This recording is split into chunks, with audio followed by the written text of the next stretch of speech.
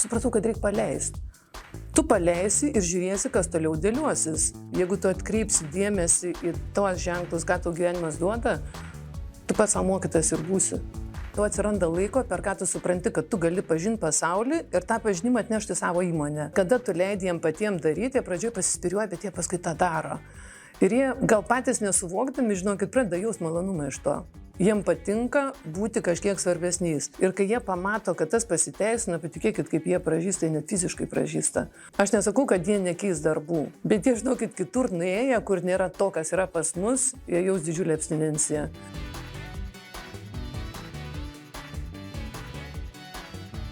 Pirmą kartą, kai išgirdote apie gyvas organizacijas, kas užkabino?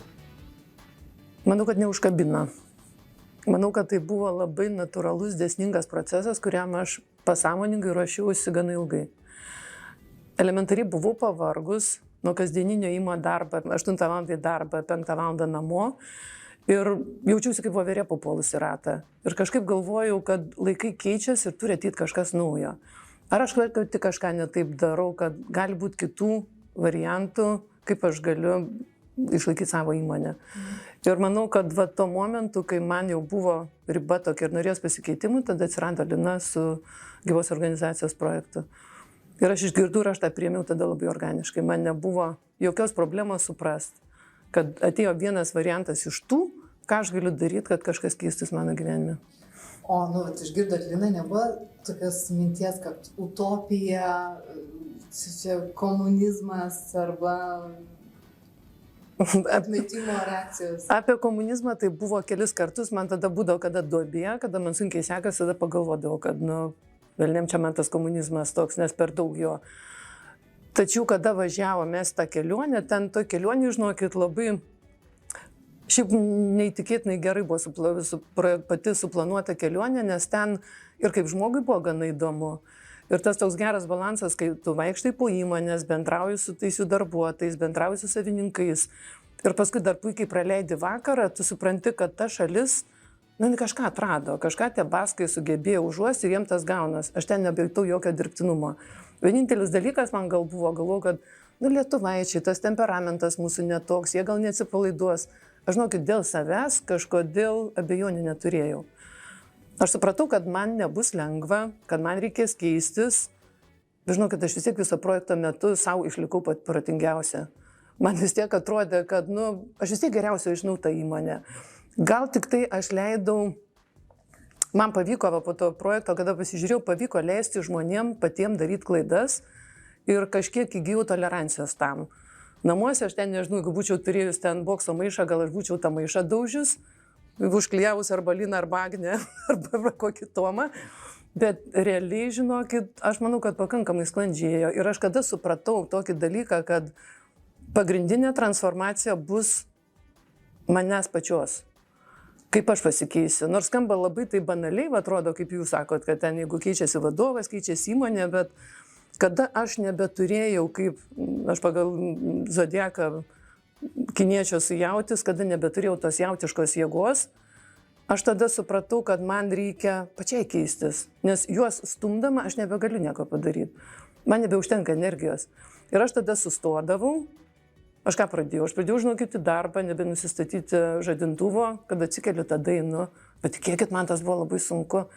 Nes aš ten būdavau anksčiau, kad aš stoviu tiesiog prie durų, žiūriu, kas vėluoja, kas nevėluoja. Man dar buvo tas likęs, nes kaip sakydavo anksčiau visas teorijos, nuo drausmės prasideda viskas. Aš supratau, kad reikia paleisti. Tu paleisi ir žiūrėsi, kas toliau dėliosis. Ir patikėkit, ne vien man ir darbuotojam buvo gana sunku tą transformaciją praeiti, nes ir jie nesuprato, kas darosi. Pirmiausia, direktorė darbo drausmės nebeturi ne mes, o jinai nebeina į darbą ten nuo 8 iki 5. Ir šiaip patikėkit, labai įdomus procesas buvo ir tebėra. O jeigu atsiminsit, kokie buvo lūkesčiai ir dabar jau pradėjot kalbėti apie tai, kas pasikeitė darbuotojuose, aplinkoje, kas pasikeitė įmonėje, kokie buvo lūkesčiai, jeigu atsiminsit, koks buvo lūkestis ir kas realiai per šitus metus, ką jūs pastebėjot? Jeigu atvirai, tai lūkesčiai buvo labai dideli ir aš manau, kad ilgą laiką jie išliko ir kartas nuo karto tu taip ir pasitikrini, ko tu norėjai, nesgi kada pažiūrėjom pas tos baskus, norisi ne mažiau kaip pas juos. Bet paskui pradedi galvoti, ten daugiau gamybinės įmonės buvo, čia viešbutis, čia yra ta specifika kitokia, galų galia startas skirtingas. Mūsų įmonė apskritai tokia šeimos buvo, kur buvo mama ir buvo krūva vaikų, kur mama visiems aiškina, ką reikia daryti. Ir aš žinau, kad pokyčiai, žinokit, kartais, kada man būna tokia, liktai duobė, aš pagalvoju, nifiga, čia niekas nepasikeitė, bet būna momentų, kai tu pasitrauki į šoną ir tu pamatai, kad tie darbuotojai, jie apskritai totaliai pasikeitė. Kartais aš net sakyčiau, visi daugiau negu 90 laipsnių kampu, kai kas net 180. Nes aš apskritai esu perfekcionistė, man patinka kuo tobulesnis variantas, gal man ir trukdo tas gyvenime, kiek norisi kuo daugiau, bet jeigu pažiūrėt, man tokį vidinį pasitenkinimą didelį kelia tas, kad jeigu šitoj įmonėje ir nepavyksta taip, kaip aš norėčiau, tų žmonių gyvenimai, ką atėjo gyva organizacija, pasikeitimai yra totalūs. Nes man pačiai su mano tokia energija, kai man norisi padaryti greičiau, giliau, kažką įdomiau tokio, aš net pastebėjau, kad mane gyvenimas net ir pristabdo. Kad tu nešuoliuok, tu nedaryk ir aš pagalvojau, kad kada tu pamatai, kad to laiko tokio atsiranda truputį daugiau, tu nebelieki nuo 8 tą darbą, tu nebepuoli ten kiekvieną šeštadienį, sekmadienį vaikščiot kontroliuoti, tu atsiranda laiko, per ką tu supranti, kad tu gali pažinti pasaulį ir tą pažinimą atnešti savo įmonę. Aš apskritai labai šitam projektui dėkinga, kad man atidarė apskritai kitą mano gyvenimo pusę. To, kur aš neturėjau laiko, kur aš nesupratau, kad gali būti ir kur man buvo pradėję darytis liūdna net. Aš dabar pagalvoju, kad žinokit, aš nežinau, aš kiek turiu, dažnai gyvenimą į priekį planų turiu. Ir man įmonė, jinai man ne tiek, kad, aš nežinau, pas baskus aš pastebėjau, kad pas juos tie savininkai, jie apskritai geba pasišalinti ir palikti tą įmonę. O pas mane labai kažkaip atėjo įdomus dalykas, kad man ta įmonė tapo viena iš gyvenimo tokių sričių, viena įdomesnių, bet toli gražu nedominuojanti. Ir aš mačiau, kad tada darbuotojai truputį pajutę va tokį dalyką, tos laisvės, bet ne blogąją prasme, kad kaip mamos nėra ir dabar darom, ką norim. Jie, aišku, labai nori to tavo vedimo, labai nori, kad tą atsakomybę pasimtum tu už kiekvieną sprendimą. Bet kada tu leidi jiem patiems daryti, jie pradžioje pasispiriuoja, bet jie paskui tą daro. Ir jie gal patys nesuvokdami, žinokit, pradeda jaust malonumą iš to. Jiem patinka būti kažkiek svarbesniais. Ir rezultatas pagrindinis iš to, kad kadrų kaita labai sumažėjo. Kaip nekeista, atkrito kai kurie žmonės pradžioj. Atgriuvo tie, kurių nereikia, paskui liko keli tokie įsispyrę. Ir aš manau, kad šitas dalykas žmonės apskritai, aš nesakau, kad jie nekeis darbų. Jie gali būti, kad ir keistos darbus. Bet jie, žinokit, kitur nuėję, kur nėra to, kas yra pas mus, jie jaus didžiulę abstinenciją. Ir dažnai matyt, nes nėra lengva, mūsų sritis apskritai nėra lengva, nes mes paslaugą parduodam, mes bendraujam su žmonėm, mes turim pataikautiem žmonėm, mes turim prie jų nuotaikų taikytis ir tas tikrai nėra lengva. Ir aš tikiu, kad kiekvienas, jeigu išnekėtų, ne vienas pasakys, kad būna, kai labai sunku ir norisi spjaut. Bet jie pasidaro, žinot, kaip būna tie adrenalino narkomanai tokie, šita sritis yra įdomi. Tabu, kad pas mus dar įvyko, jūs pačios žinote, ten tokie persitvarkymai, kur žmonėm, aš net nemaniau, kad gali būti taip sunku iš vienos darbo vietos pereiti į kitą, iš vienų atsakomybių į kitus. Ir kai jie pamato, kad tas pasiteisina, patikėkit, kaip jie pražįsta, jie net fiziškai pražįsta. Man, pavyzdžiui, mano darbuotojai gražesni visi tapo.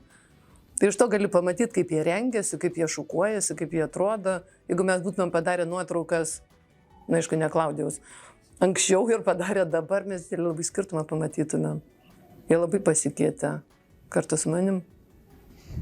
Jūs pradėjote sakyti, kad tarsi paleidot ir atleidot ir mažiau vaikštot į darbą ir darbas tapo viena iš veiklų. Ar pasikeitė rezultatas įmonės? Ar pablogėjo? Ar ką jūs pastebite per patį rezultatą?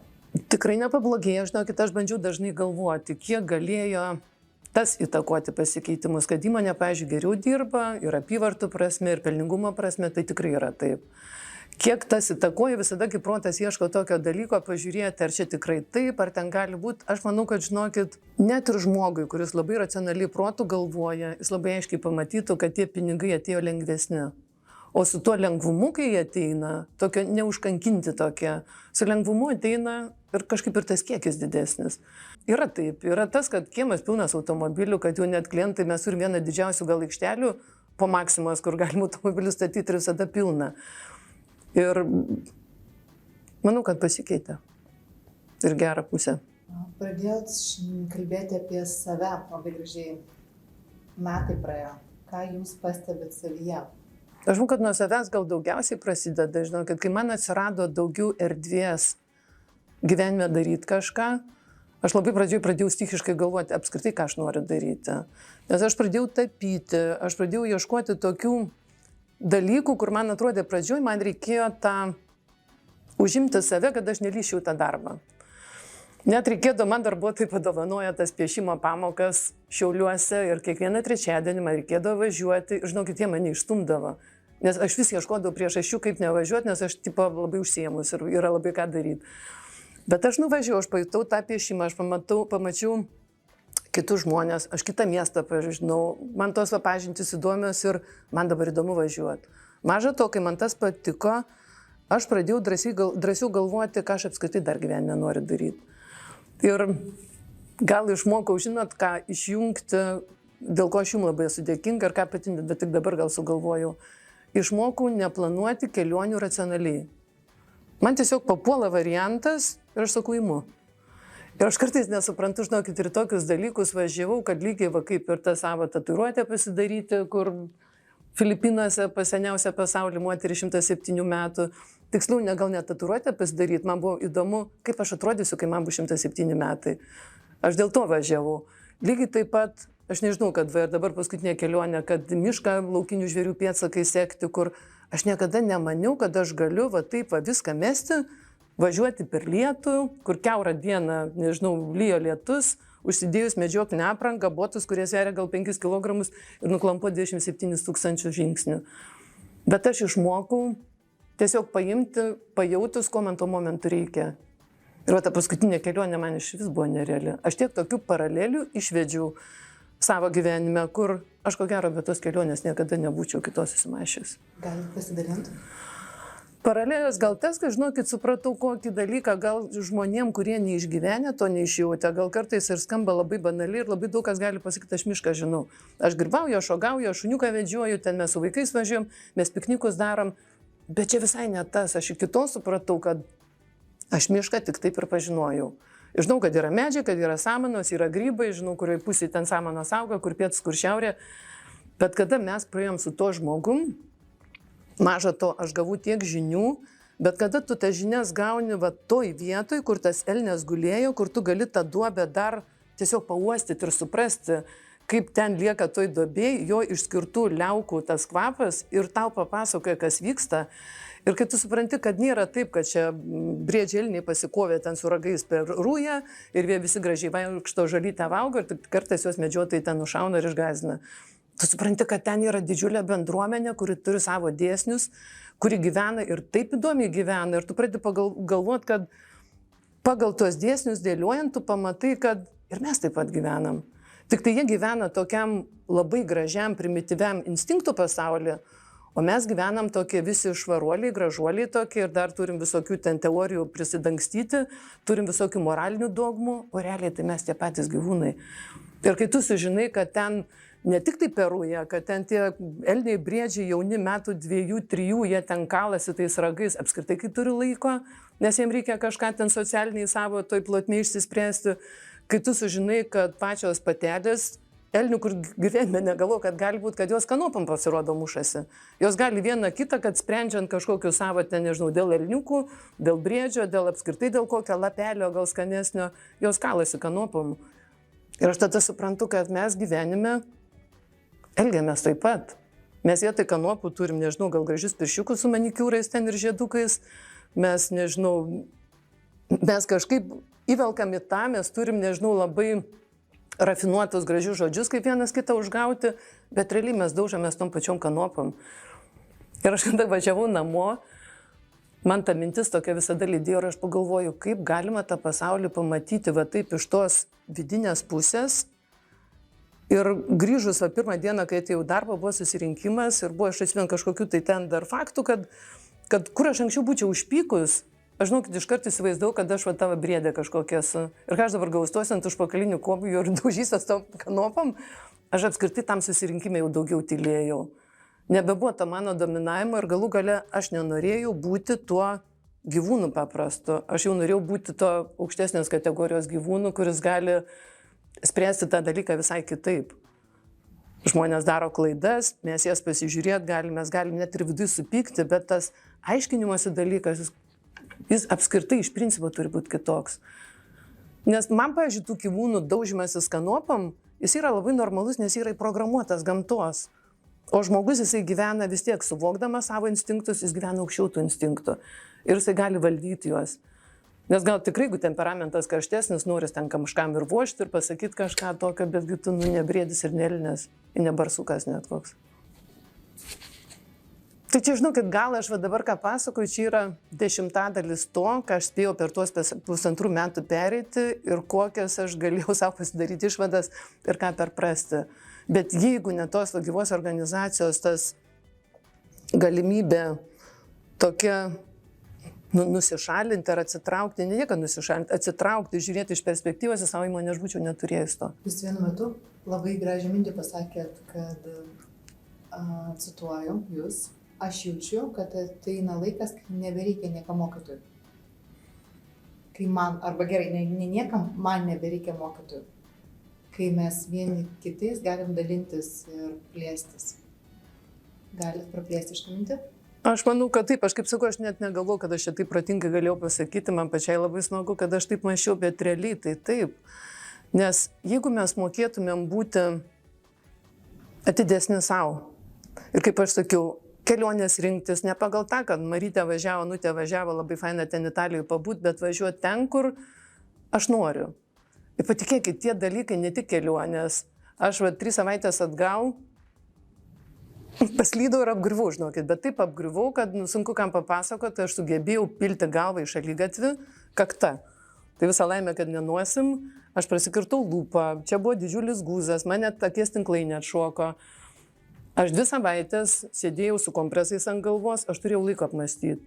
Man ir dabar dar yra tokių dalykų, kur man atrodo, kad aš einu, man lyg tai galva sukasi, man atsirado savotiškas baimės jausmas. 2 savaitės būdama, aš galvoju, kad aš bijau lauko išeiti, nes buvo slidu, nežinau, kaip koją statysi, bet ką toks atvejis padaro, žinokit, jisai tau leidžia pamatyti savo gyvenimą iš kitos perspektyvos. Maža to, kad aš po to savo griuvimo, aš turėjau vieną naktį iš gyvenimo, kad, kaip aš sakau, kaip samurajus numiriau, kada man pradėjo šoko tinklainė, pradėjo kibliksėti ir aš paskambinau priimamai ir man pasakė, atstok, be pirmadienio nebus nei vieno specialisto ir būk kaip nori. Prieš tai buvo perspėję, kad tau gal insultas gali būti, nes gal kraujas ant smegenų eina. Aš pradžioj buvo man drama tokia, pradžioj nuverkiau posmą gerą tokį, iš nevilties tokios, nes neturiu kam skambinti, aš negazdinsiu vaikų, nes niekas man negali padėti. Medikai negali, su ašarom ar guodimu irgi niekas nepadės. Paskui buvo mano toks etapas, kai aš vaikščiau visus paviršius lėčiau. Aš galvoju, kaip man reikia atsiminti, kad aš žinočiau, ką aš turėjau, nes aš neišeisiu į lauką. Po to man mintis buvo tokia labai kilus moteriška, kad jeigu aš ryte neatsikelsiu ir man jau bus tas kraujas užliejęs smegenis, kad man reikia namus susitvarkyti. Aš sutvarkiau gražiai namus, tada aš nusiprausiau, aš apsirengiau gražią pižamą, aš net atsiguliau gražiai kaip Kleopatra, kad jeigu aš numirsiu, man žinau, kad dabar tai juokinga, bet tada man toli gražu nebuvo juokinga. Ir kai aš atsikėliau, mano tas pasaulis buvo visai kitoks. Visai kitoks. Aš net nemoku pasakyti, aš nebuvau kažkokia euforija ar dar kažkur. Aš tiesiog pradėjau matyti prasmę kiekvieno veiksmo. Ir kad apskritai yra prasmė, kad yra tas veiksmas. O man kartais atrodo, šiuolaikiniai žmonės taip gyvena nesuvokdami ir, kaip sakai pati Agnė, šitas dalykas ir yra tavo mokytojas. Tu mokaisi per šitą. Tu tada pradedi galvoti, nes jeigu tu pats galva, nežinau, jauniems žmonėms lakstyti, mokėti kursus, ten kažkokiu guru susirasti ir aš tą prabėgau. Gal turi amžius ateiti. Bet aš manau, kad net ir jauniems žmonėms, jeigu tu atkreipsi dėmesį į tos ženklus, ką tau gyvenimas duoda, tu pats savo mokytas ir būsi. Galų galia pats savo mokytas, jeigu tu ne protu, o vidum pajausi, kad šitas žmogus gali būti mano mokytojas. Nes mokytoją galima atrasti, žinokit, savo kasdienybėj. Mokytojas gali būti darbdavys, mokytojas gali būti kaimynas, mokytojas gali būti bendradarbis, jis bet kas. Tiesiog kaip tu žiūri, ką tu nori iš to pasiimti, va tada tu ir mokaisi. Nes bet kokiu atveju, man atrodo, mes viduj vis tiek renkamės ir esam patys savo mokytojai. Tau negali niekas nieko įpiršti, absoliučiai nieko. Tu darysi tik tai tą, kam tu pasiruošęs ir ką tu gali priimti. Gyvenimas didysis mokytojas. Taip. Bet matot, kas įdomiausia, kad visos tos tiesos, jos, kada jie įvardinai, skamba labai banaliai. O realiai už to toks gylis yra. Ir kad pritikė to, gal tikrai reikia ir tą galvą į šaligatvį atsimušti, gal reikia, nežinau, ir permiegoti miške vienai užsidarius ten, pabūs kiek gal, kiekvieną savo kelią atras per ką. Labai noriu sinerti į jūsų patirtį ir visiems dalintis jūsų patirtim, nes čia yra atskiri dideli klodai. Grįžtu vėl į verslą. Bet jūs papasakot, kaip jūs pasikeitėt ir šiurpai eina klausant. Kaip jūsų nuomonė, jūsų pokytis įtakojo verslą ir žmonės aplinkui? Aš manyčiau, kad ko gero va ta ramybė tokia atėjo, žinokit, tolygumas. Aš labai atsimenu kažkada dar, kai buvo tie tokie revizijų laikai, kai galėdavo darbų sauga ateiti, patikrinti, ten užgriūti, dar kažkas ir mus vienu metu labai tikrina. Apskritai restoranų viešbučių verslas, kur daug grinų vaikšto, ten, kada buvo, dabar kažkaip tos instancijos pasikeitė, buvo, kad labai tikrina. Ir buvo vienas toks darbo inspektorius, darbo inspekcijos darbuotojas, kuris pasakė, šito įmonė labai daug emocijų. Ir žinokit, man kaip įstrigo. Ir aš labai ilgai bandžiau išlipti iš to. Nes manau, kad mano prigimtis, aš tokia, pas mane ugnies labai daug. Aš tikrųjų greit reaguoju, aš greit užsiplėskiu. Ir aš pamačiau, kad kuo aš gyvenime labiau valdau savo emocijas, tuo labiau keičiasi mano verslas. Nes pinigai apskritai labai šalta energija. Pinigai nemėgsta emocijų. Pinigai niekada neteina, kur labai jautru arba labai ten daug emocijų. Jie kažkaip tai taip mėgsta tekėti kaip vanduo, kur mažiausias pasipriešinimas. Ir kuo aš į gyvenimą savo daugiau leidau ramybės, tuo tas kažkoks srautas lengvesnis ir geresnis ėjo.